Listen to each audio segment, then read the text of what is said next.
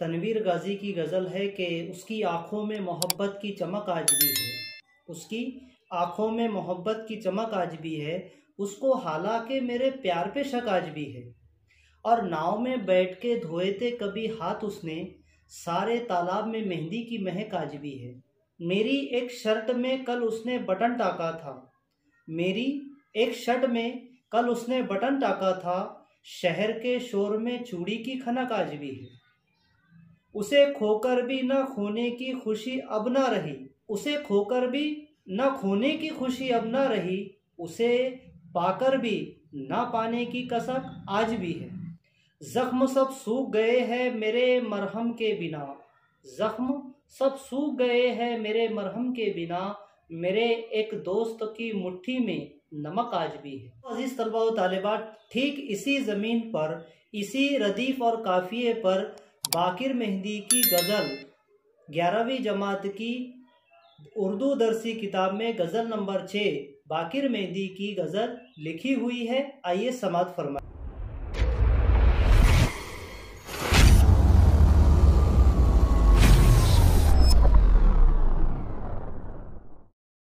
कि दर्द दिल आज भी है, जोशे वफा आज भी है।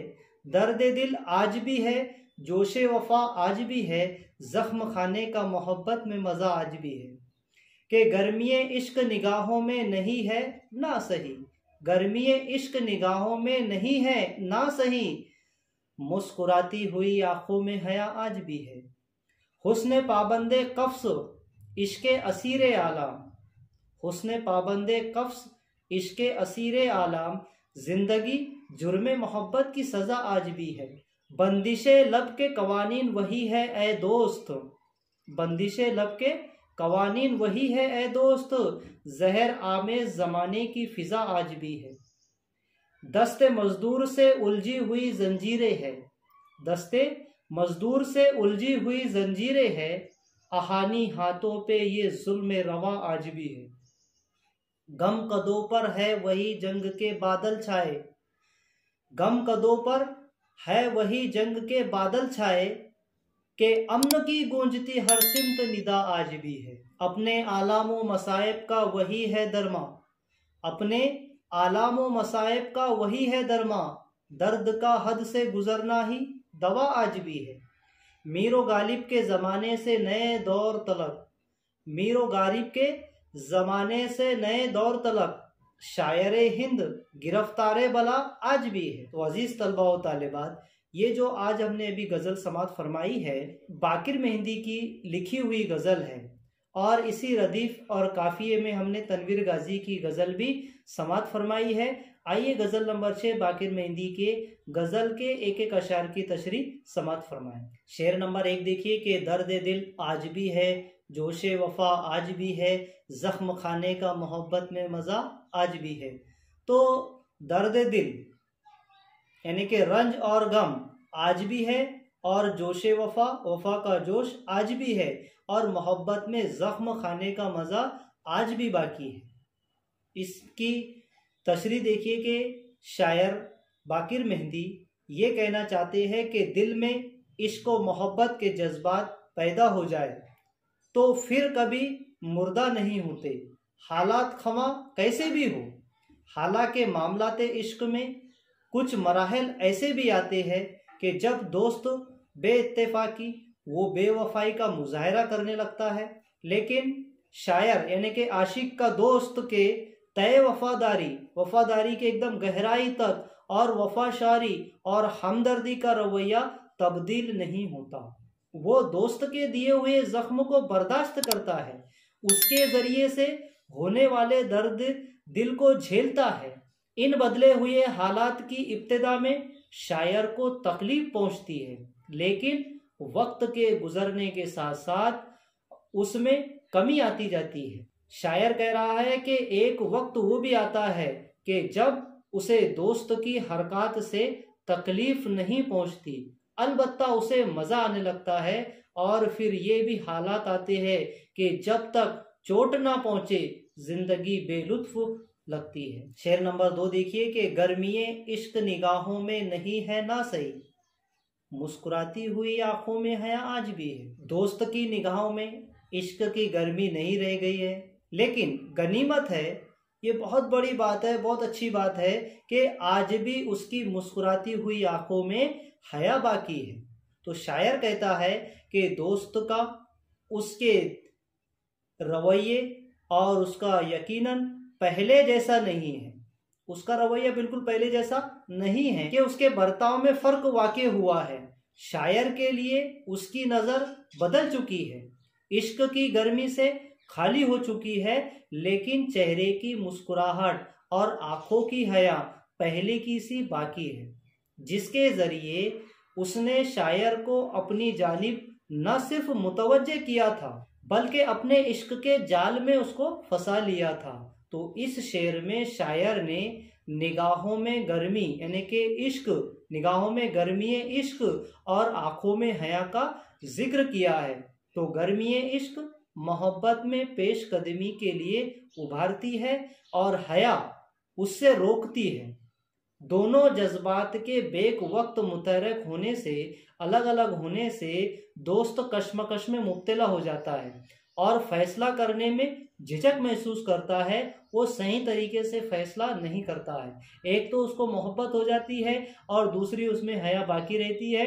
ऐसे हालत में वो फैसला नहीं कर पाता है, झिझक महसूस करता है।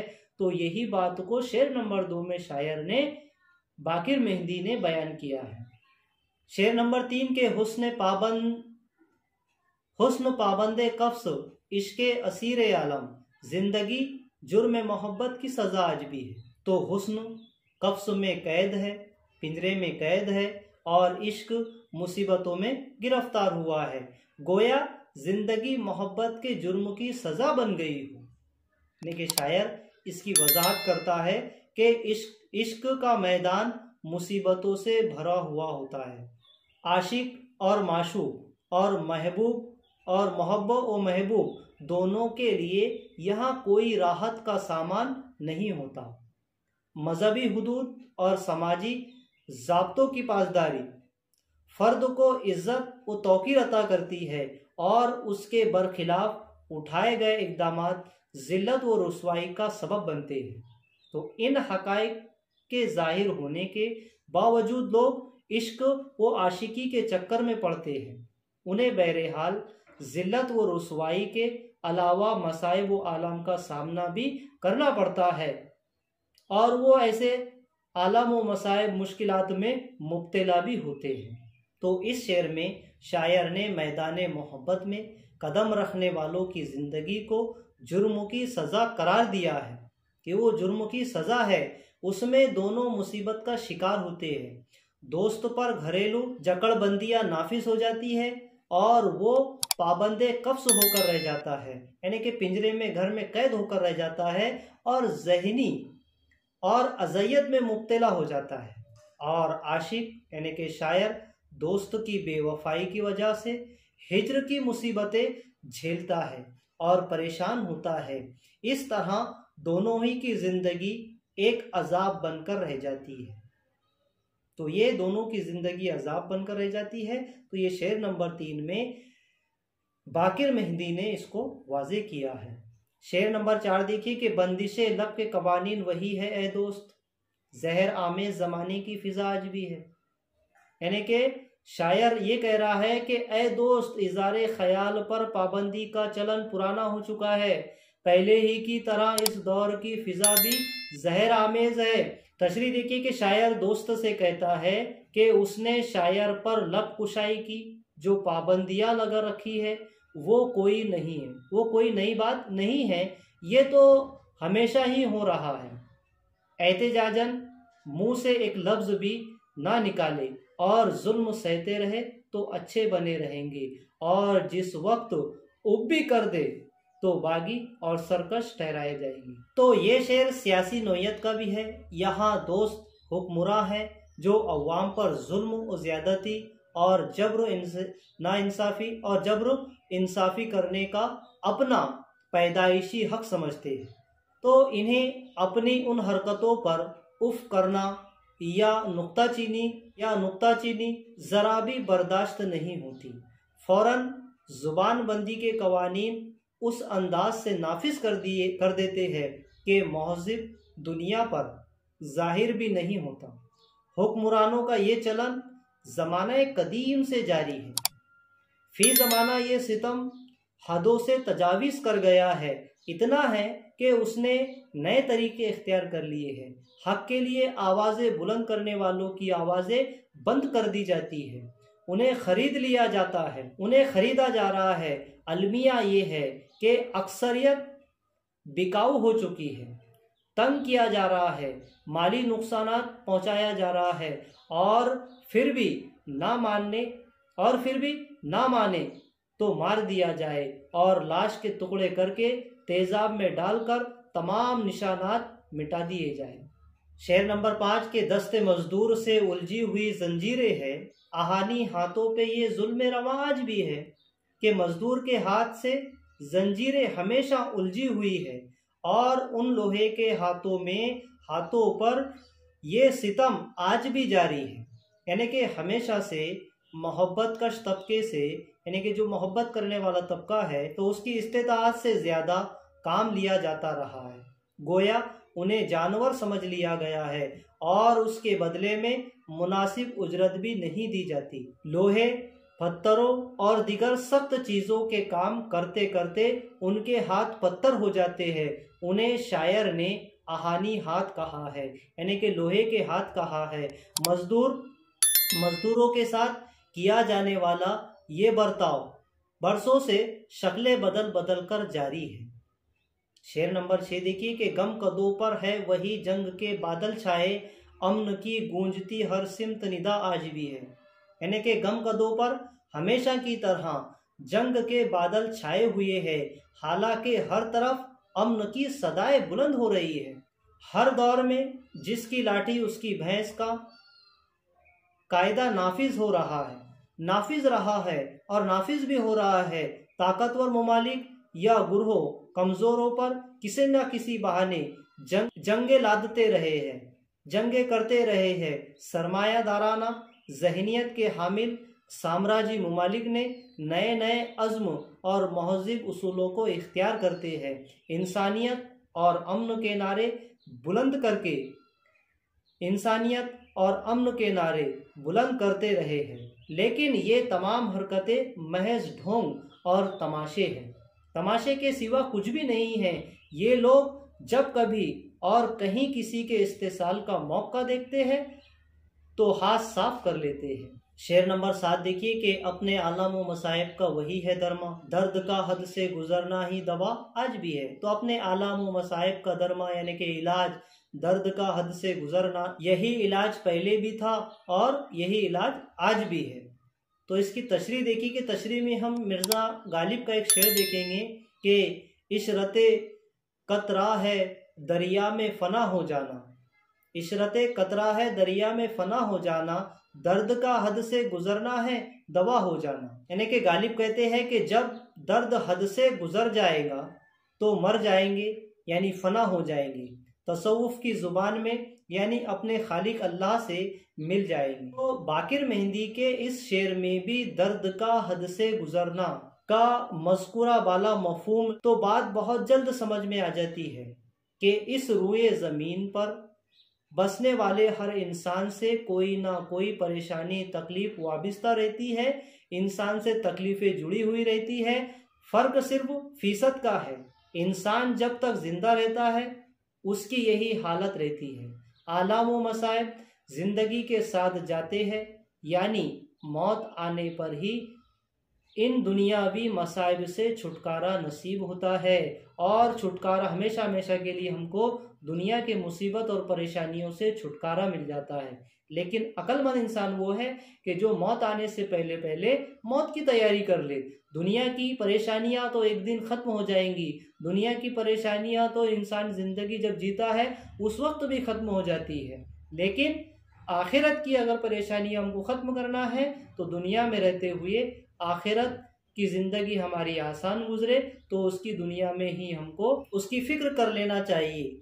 शेर नंबर 8 देखिए कि मीर व गालिब के ज़माने से नए दौर तलब, शायर हिंद गिरफ्तार बला आज भी है। यानी कि मीर यानी कि मीर तकी मीर और गालिब यानी कि मिर्ज़ा असदुल्ला खां गालिब के ज़माने से मौजूदा दौर तक यानी कि उनके ज़माने से लेकर आज के दौर तक के हिंदुस्तान के तमाम शोरा मुसीबत और बलाओं में गिरफ्तार है। तो इस शेर का ज़ाहिरी मफहूम ये है कि पुराने ज़माने से आज के नए ज़माने तक के हिंदुस्तान के तमाम शोरा इकराम, तमाम शायर जो है तो कहरो मुसीबत में गिरफ्तार रहे हैं। ज़्यादातर शोरा माली परेशानियों में मुब्तला रहे हैं, अपनी माली परेशानियों में वो जो है तो डूबे हुए रहे हैं। इसमें एक लफ्ज़ आया है बला, तो बला का लग़वी मानी सख्ती, आफत और कहर के है। तो माशूक को भी बला कहा जाता है क्योंकि ये किसी मुसीबत से कम नहीं होते। मीर व गालिब और पुराने ज़माने से आज के ज़माने तक के ज़्यादातर शोरा के कलाम में माशूक का जिक्र तरह तरह से खूब होता हुआ आया है। तो कितने तो अमली व हकीकी तौर पर इस जुल्फ के असीर रहे हैं यानी कि कैदी रहे हैं। तो इसी पस मंज़र में बाकिर मेहंदी ने कहा है कि हिंदुस्तान के शोरा गिरफ्तारे बला है। जिस तरह से मीर ने कहा है कि हम हुए तुम हुए के मीर हुए, हम हुए तुम हुए के मीर हुए, इसकी जुल्फों के सब असीर हुए। यानी कि हम हुए तुम हुए के मीर हुए, हम हुए तुम हुए के मीर हुए, उसकी जुल्फों के सब असीर हुए। यानी कि बाकिर मेहंदी के शेर में लफ्ज़ हिंद भी आया है। तो उसकी रोशनी में अल्लामा इकबाल का ये शेर मुलाहिज़ा फरमाइए कि हिंद के शायर वो सूरत गर वो अफसाना नवीस, आहा बेचारों के आसाब पे औरत है सवार। तो इस तरह से हमने उसकी मिसालों में मीर तकी मीर, असदुल्ला खां गालिब और डॉक्टर अल्लामा इकबाल के अशार भी जो है तो हमने समात फरमाए।